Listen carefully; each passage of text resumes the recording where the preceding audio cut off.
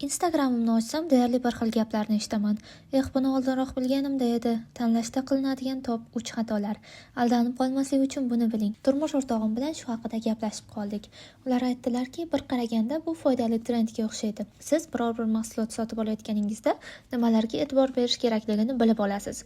Lekin bu haqida chuqurroq o'ylab ko'rsak, bu turdagi videolarning juda ham ommabop ko'rinishi aslida vaziyat yomon ekanligidan dalolat beradi.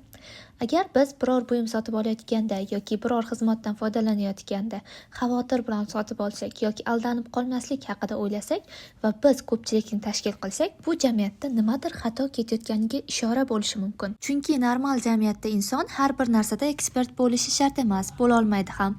Masalan, siz oddiy krem olayotganda uning ichidagi har bir ingrediyentni tushunishingiz shart emas.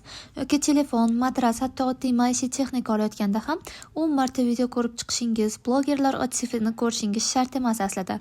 Normal sharoitda siz sotuvchiga, brendga, tizimga ishonasiz. Iqtisodda hatto shunaqa tushuncha ham bor. Lemons problem degan nazariya.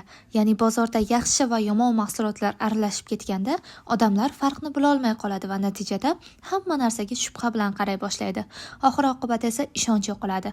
Va menimcha biz hozir aynan shunga yaqin holatni ko'ryapmiz. Shu o'rinda savol tug'iladi. Har bitta oddiy xaridni kichik tadqiqotga aylantirib yuborishimiz normal holatmi? Siz buyumlarni qanchalik tekshirib olasiz? Izohlarda yozib qoldiring.